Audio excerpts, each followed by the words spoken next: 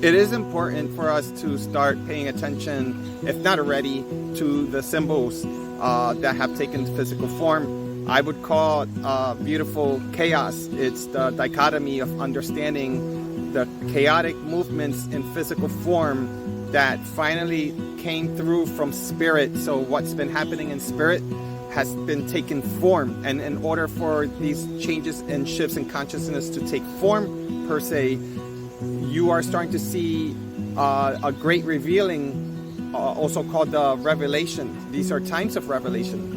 If you're not already paying attention, a lot of people are noticing this seemingly reddish-orange planet. Some may argue that it's the planet Nibiru or Nibiru. Others think it's the second sun per se. But if you pay attention to the symbolism between the reddish and the orange, it's almost like, as I said in the most recent dream, actually, interpretation in my last video, if you decide to go into my channel, I started to draw or to start to interpret a vision that was coming to me in the shape of the Vesica Pisces, which are two different spheres that are working within a symphony, two different densities of frequencies that emit a certain color due to the resonance. And this planet or sun, I would personally call it Nibiru, and I'll continue to allow it to unfold, but that's how I'm seeing it as of we speak. You're seeing red and orange, which represents, if you think about it, the microcosm of your chakra system. Red represents the root, excuse me, and the orange represents your sacrum.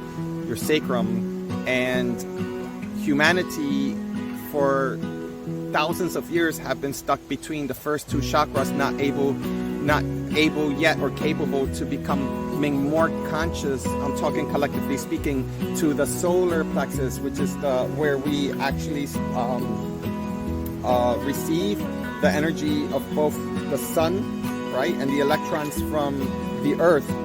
Seeing the manifestation of these two seemingly, or this one planet that seems like two different planets that are trying to merge as one from the pictures that I've seen on social media. Again, red and orange seems to be the color. Again, if you look at the MasterCard logo, like the credit card MasterCard, it kind of like represents that. It's the merging of the two chakras. And in order for that to have taken physical form, it means that there are energies coming from the sun, higher frequency solar flares that many of you have not been paying attention to.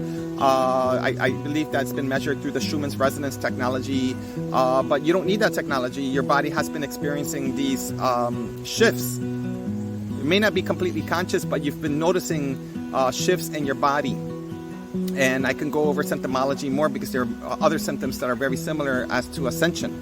So collectively, we are ascending, which hopefully would lead to an awakening to the mass, to a certain percentage of people here, or at least the potential of a mass awakening, which would mean higher consciousness.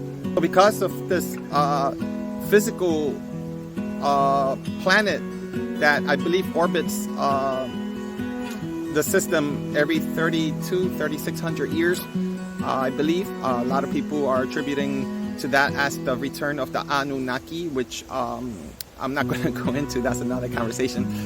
However, these are beings that have taken on godlike or lord-like presentations that you would read in scripture, especially in modern day scripture, as the separation between the creator of all creators. And you would see, like, let's say Lord or God, or the one that actually threatens, or the one that actually opposes judgment or punishment. That's not God. That's not unconditional love. That is the process of another person's interpretation of the God within them, within those times. And it's important now, and I may be speaking of this in another video, but it's important now for those who like to read scripture of any kind. I don't mean just biblical, but scriptures and everything. Script. It's a script, right? So anything that is in script, that's not always written in words, that's code. That's code of remembrance. However, as I said in past videos, in order for you to be able to go deeper with these codes, you must start to bypass. I don't want to say bypass, that's not the right word. You must be able to see within the story and go deeper beyond the initial peel of the apple. And if you don't know how to, this is when you don't ask another person. You don't necessarily ask me. This is the time for you to go deeper and start to ask your guides, your higher self, or whoever do you speak to within your inner dialogue, within your inner journey. And there you will be able to access the deeper meaning of the stories whenever you are curious or you're led to go through scripture. Now, when I say scripture, for me, it means everything. It could be a walking human being. It could be an animal. It could be an insect. It could be the trees. It could be the forest. Scripture's not limited to pieces of paper that were printed out on a piece of machinery. And in modern day times, you're seeing a copy or a replica of the symbolic gestures of the accumulation of these words, creating sentences and meanings that are uttered and understood through sound and vibration. So as you read a sentence or a word, that's the vibration, and your brain interprets that as the understanding that you have indoctrinated yourself into. You're being asked now, during these changing times, to start to crack these codes that you have been indoctrinated into, such as myself the same, so that you can start to see what is in front of you. So belief systems, social norms, religion, politics, everything that you're seeing in the news, per se. Now social media, which is the highest level of attack that exists as far as my personal remembrances in this incarnation. Now we're becoming over-informed, overstimulated. So our nervous system, which we do have the ability and the natural ability to be able to receive even so much more information. However, we have not trained ourselves to become equipped to allow all of this over-information to not just stick in parts of our body, but to flow through, such as energy. Such as when you breathe in and breathe out. Imagine having to think about every breath that you take in and every breath that you take out, right? You would be overstimulated. So it's like the conscious mind need not be involved with breathing or the sensory system. But yet you involve yourself with it in the form of judgment, in the form of envy, in the form of seeing a reflection of yourself in somebody else that you may like or you may not like. Both the two ends of the same coins. And if you're not conscious in that, you become overstimulated with the information of the reflection of other people, because everyone at any given moment that arguably you come into contact with as a human being, as you wake up in the day and you go to sleep at night, it could be your family, it could be at work, we're talking just in general. They're all reflections of you in the higher sense of self. So as humans are becoming more conscious and more aware, it's necessary to be able to now receive this higher flux of information so that your body doesn't get overstimulated. It needs to engender a transitioning time. And alchemists are kind of like explaining it as this: we are carbon beings, right? We are carbon beings. Without carbon, we cannot exist in this density matter form. Yet we're also crystalline-based beings. Yet we are also water beings, right? That create and generate the vibration necessary for you to observe and experience flesh. Or for me to experience the flesh of myself and others. Like when I see somebody else, I see a flesh body. But the chemistry behind that is so much more complex. Now in physical form, you're starting to see the red and yellow planet that may take shape and change color. But pay attention to the symbolism, because now you're starting to see what? Volcanoes erupt all around the world. Not just Hawaii, but you're starting to see volcanoes erupt all around the world, happening every day. And you're starting to see earthquakes the same. Now, without having to go into scripture to say, you see, this is what the old heads were saying back then, pay attention to this, the present moment. If you're led to go to scripture and integrate that into your system, fine. But most of us are having trouble being in the present moment.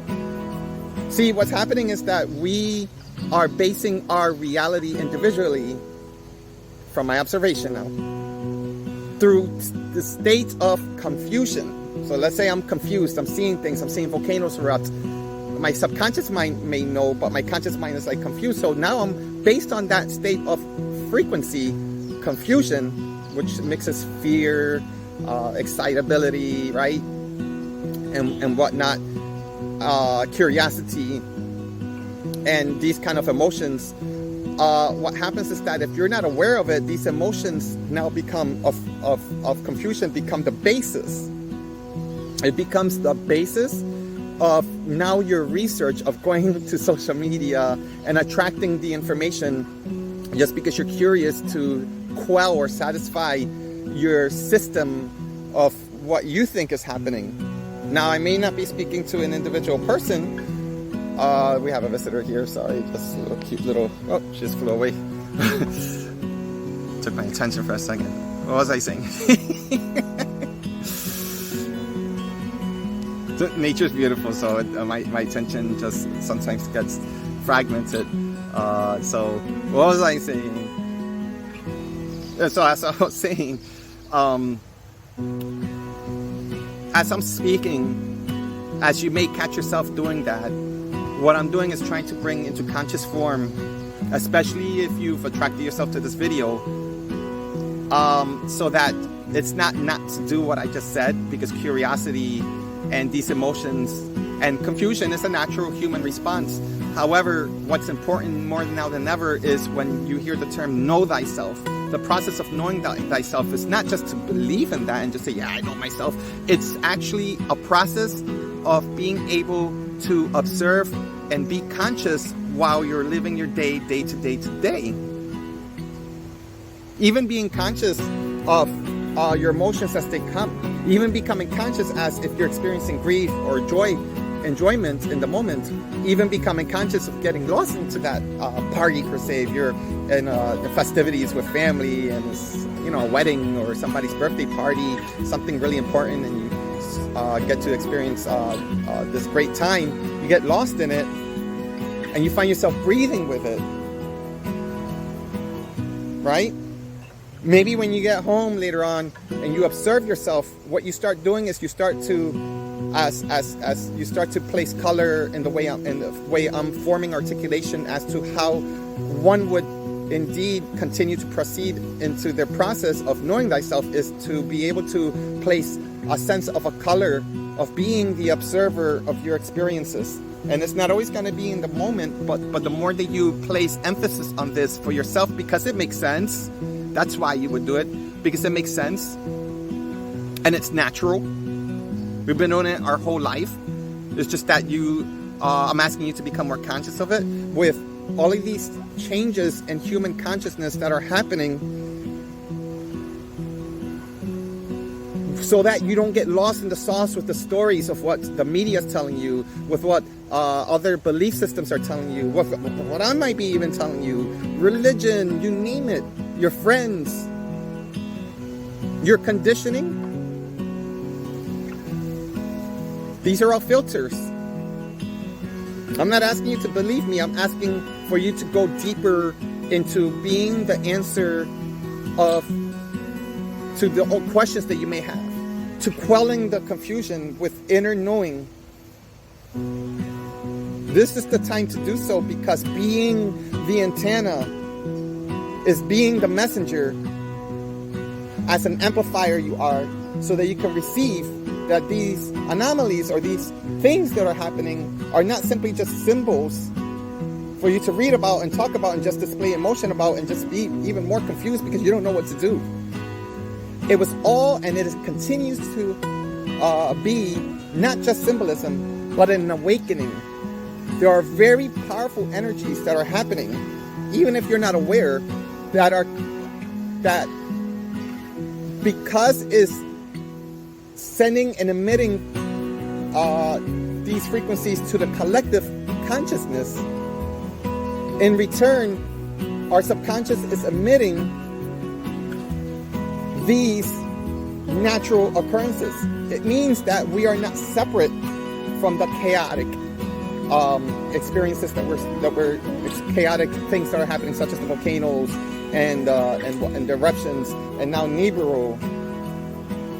We are not separate from that, but right now we are seemingly separate because we are still yet separate between our minds and our heart. And in order for us to be able to connect that, it's not to be logical, because logic is not the way to access the information or to access the deeper meaning of even what I'm saying.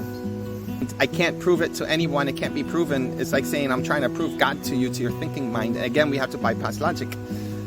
You have to be able to graduate and complete the limitations of logic, knowing that that's where you say you're imperfect or that you're limited.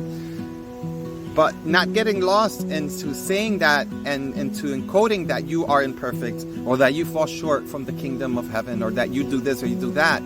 You have to graduate past that. That's a fallacy, it's a distortion once you understand. When you're in it, it's your process. It becomes an education, it becomes school. You see, if you go into the higher levels of education, even as in specialty, sometimes you have to learn things completely wrong, which I would call as training wheels, so that you could get it right. So as an educator, now you are well equipped with the wisdom of having had failed, having had succeeded, yet you don't walk as an educator. You don't walk with just a person that speaks as a testimony that he or she has failed all the time, or that he or she has succeeded all the time. You know, those are called testimonies. But we're talking about being an educator in spirit. We're talking about being an educator in a higher regard. We're talking about somebody who has, you've heard the saying before, has failed, who has failed many more times than most people have even attempted. We need to now, as a collective,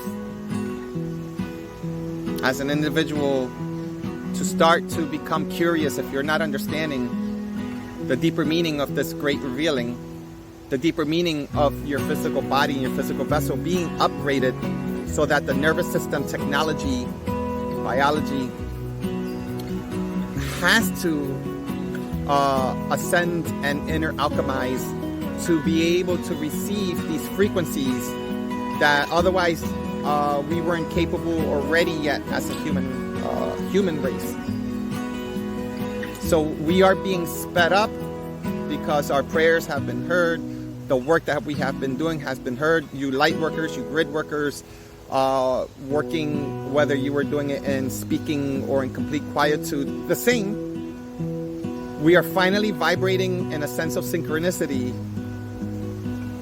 that we are receiving codes from the sun, delivered by the light of the sun, the real sun. And these codes, in the form of deliverance through photons, if I'm not mistaken, are entering every single cell in your body, into your very DNA, re-encoding. However, if you are not yet conscious and it's happening, and as you're receiving these light codes, it's not, nothing's lost in this world, and nothing physically is considered gone. It starts to collect into your biosphere. You would say your aura, or your toroidal field, or your torus, your field, your electromagnetic field, you may want to say. That field starts to become the memory holder of this information so that it can unfold into your etheric body, your physical body, your mental body, your psychological body, your emotional body, your water body, so that it doesn't seemingly destroy you and put you in a place of sickness, because it's not the codes or the ascension process that makes you sick. It's your belief system, it's the phlegm, it's the mucus, it's your autoimmune pathology, it's all of the things that have been as a buildup in your body over the years for you not having had been aligned, or not being conscious enough to, at least being curious enough to align yourself. So again, nothing's lost. Now is a time where you can Align yourself faster than ever. All you simply have to do is speak to yourself and say, I'm ready. Now the disclaimer is that when you say that, and if you haven't been doing the work, and you happen to be listening to this message, just by having listened to this message in its completion, you already gave the subconscious consent, not to me, to your higher self. You are the key. I just offered a mirror to reflect back at you the door. You walk as the porter. Is it the porter? The portal. You walk as the portal to your own inner individual awakening. As a society, as a world, as a human collective, we would be considered not the lions or the lionesses, but as the sheep. And being marked, as they would say, by humanity, because they called us the black sheep. They marked us. They marked us because we were different. They marked us because we didn't follow the norm. They marked us us even as we were born. They knew even before we knew. So as the black sheep started to self-devour and become the lioness and the lion, and start to transmute, I would want to say, like yin into yang, yang into yin, if you understand yin and yang theory, is that they started to inner alchemize their inner authority. And once I started to realize that I needed to be crazy enough in the eyes of everyone that was around me, that I also needed to experience not just an ego death, but seemingly physical death when you die in the presence of every single person that you love and that loves you, because you have no choice but to ascend, and not just in thinking, not just emotionally, but in inner authority.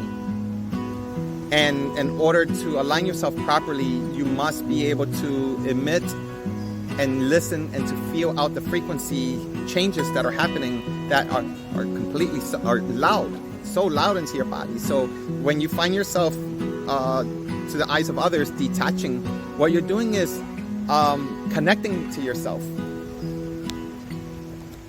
And it is in your way, in the way that you have been doing so or looking to do so, that within your quietude, the art of your quiet, your process, the things that bring you joy, your shadows will get louder and darker, because then now you become your own worst enemy.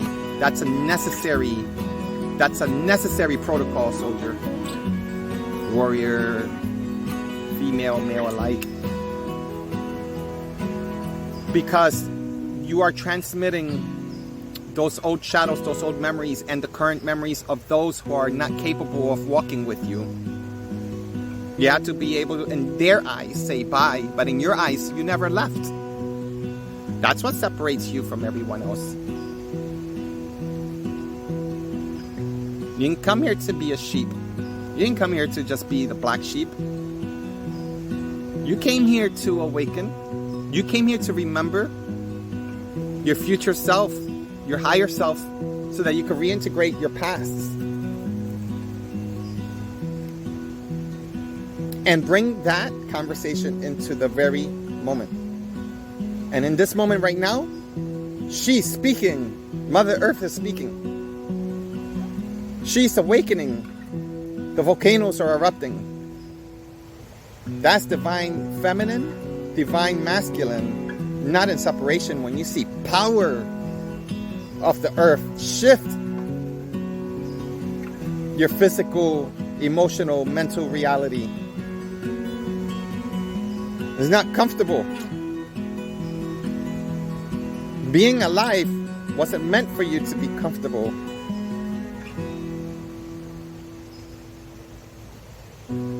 Being alive was meant to be alive, to enliven, to connect with every single soul out there, not limited to humans. To no longer just believe in angels and your ancestors if they have passed on, or the ones that you've never met from past lives, but to know different be in complete union with.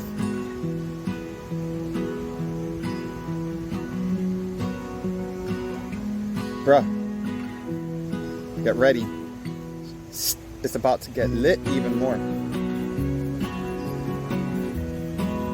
Pay attention. One love.